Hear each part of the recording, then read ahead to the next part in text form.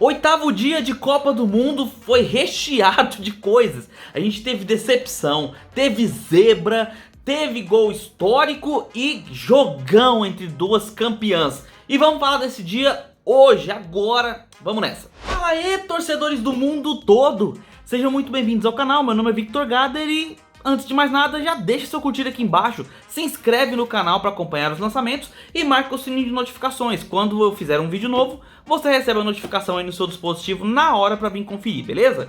Então, sem mais delongas, vamos falar desse oitavo dia que foi recheado de coisas. Vamos lá. Começando com o jogo das 7 horas, que foi mais um jogo bem mais ou menos, viu? Esses jogos de 7 horas da manhã estão difíceis de ser assistidos. Tudo bem que o do sábado foi até legal, mas esse do Japão e Costa Rica, meu Deus, vamos lá. O Japão venceu a Alemanha na rodada passada por 2-1 de virada.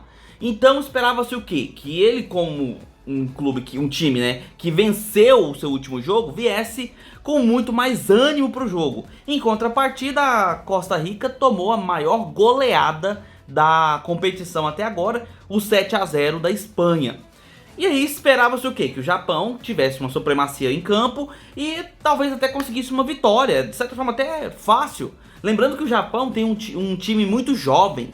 É uma seleção formada por jogadores jovens, uma geração nova de jogadores japoneses, habilidosos, jogadores com talento, com qualidade.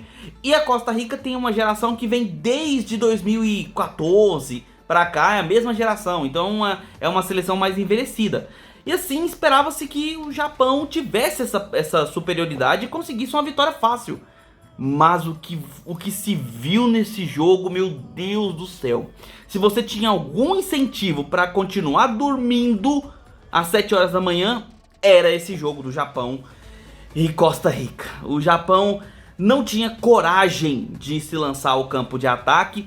Jogadores muito apagados. Tinha um jogador lá, inclusive, que foi criticado na narração da Globo, de tanto que ele pegava a bola e tocava para trás toda hora. O Japão não conseguia agredir a Costa Rica, que por sua vez não chegava nem perto da meta do goleiro japonês. E foi assim o primeiro tempo, só isso que aconteceu. Um toque de bola no meio do campo do Japão, a Costa Rica ali esperando e foi só. Daí viemos pro segundo tempo e a mesma coisa, continuou do mesmo jeito, até que a Costa Rica teve uma pequena estocada ali na frente, chutou o seu primeiro chute a gol na Copa e acertou o gol e fez o gol 1-0 para Costa Rica. E o Japão não teve reação, não conseguiu armar jogadas, não teve oportunidade de gol, saiu pro ataque porque, né, tava perdendo, tinha que fazer isso mesmo, mas meu Deus, que jogo chato. Foi muito ruim, pouco futebol e muito mais correria e toque de lado do que futebol. A Costa Rica venceu, não convenceu, não mereceu, mas também o Japão também não merecia. Tenho até pena de quem pagou para assistir essa pelada de 7 horas da manhã.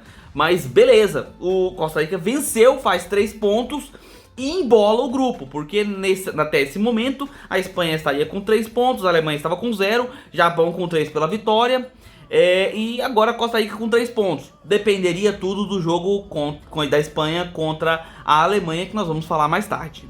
Beleza, esse jogo passado agora foi válido pelo grupo E, do qual fazem parte Japão, Costa Rica, Espanha e Alemanha. E aí os jogos das 10 e das 10 e da 1 da tarde foram válidos pelo grupo F. E aí nós estamos mudando de figura, agora a coisa ficou séria. Porque a gente teve Bélgica contra Marrocos. No primeiro jogo, a Bélgica empatou com... Aliás, a Bélgica venceu o Canadá por 1-0 sem méritos, tá? Venceu sem realmente merecer a vitória. Porque o Canadá foi muito mais incisivo, teve muitas chances de gol. E a Bélgica venceu apenas com um gol de contra-ataque. Nesse jogo agora se confirmou o fato de que realmente a equipe da Bélgica não está bem. Porque ela foi não só pressionada, como foi vencida pela equipe do Marrocos, que na vista da grande maioria é uma das equipes mais fracas, mais mais pouco qualificadas nessa Copa.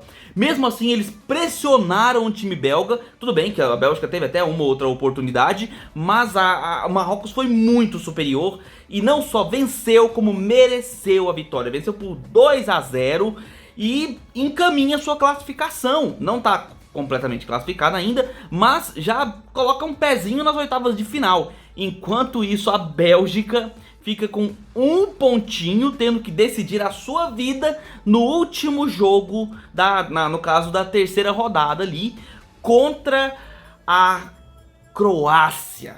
Então vai ser complicado pro time belga.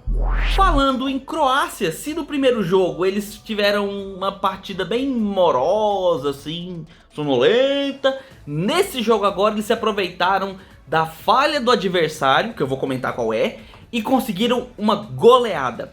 A Croácia venceu o Canadá por 4-1, sendo que o Canadá saiu na frente com um gol que foi o primeiro gol na história do Canadá em Copas do Mundo.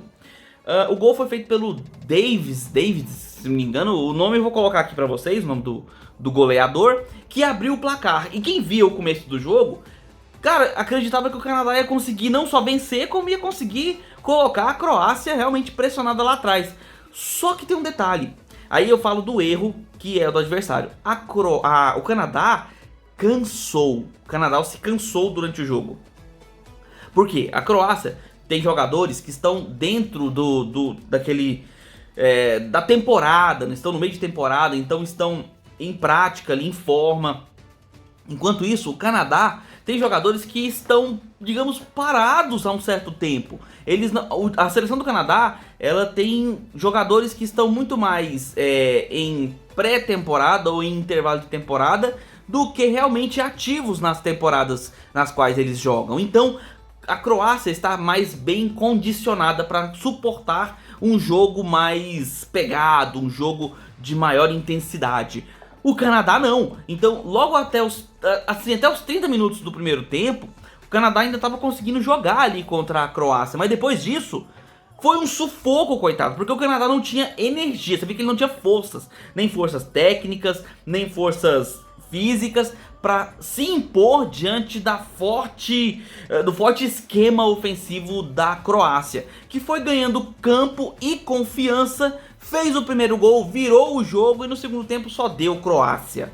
A Croácia dominou o Canadá, que fez uma excelente partida contra a Bélgica e até merecia ter vencido aquele jogo, mas nessa a equipe canadense não teve energias, não teve forças para suportar essa qualidade da Croácia. E a Croácia venceu por 4-1, um jogo tranquilo, principalmente no segundo tempo. E com isso, a Croácia vai a 4 pontos.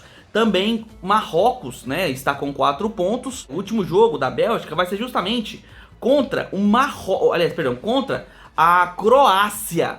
Então eles vão ter que vencer a Croácia, que é tecnicamente o melhor time no grupo e é o líder do grupo. Então ficou complicadíssimo pro time belga. É vencer a Croácia e torcer contra Marrocos. E olhe lá.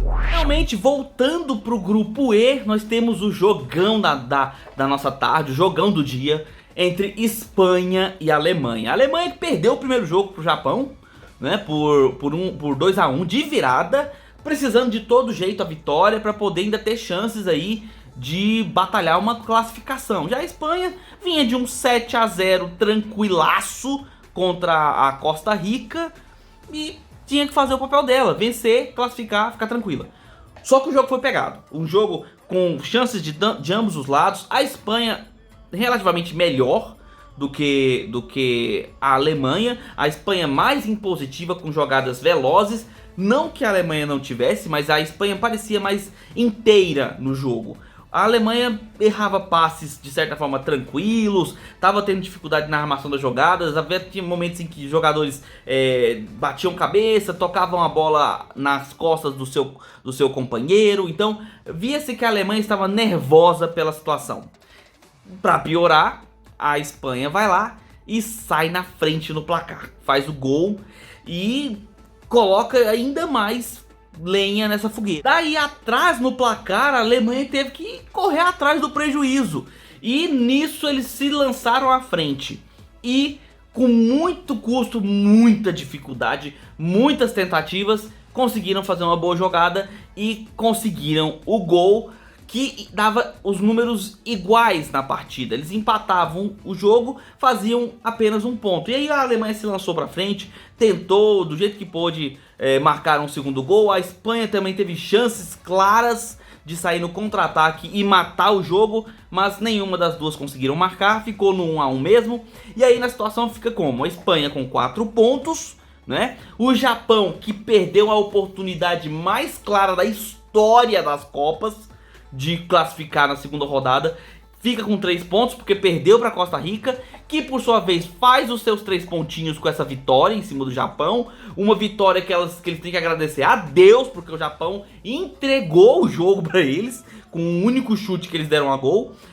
E a Alemanha fica com um mísero pontinho. Só que vamos lá, qual que é a última rodada deles? A Alemanha pega a Costa Rica, que levou uma goleada imensa da Espanha. E a Espanha pega o Japão, que é inferior tecnicamente. A gente sabe que nessas Copas, como nessa que já está acontecendo, rola muita zebra.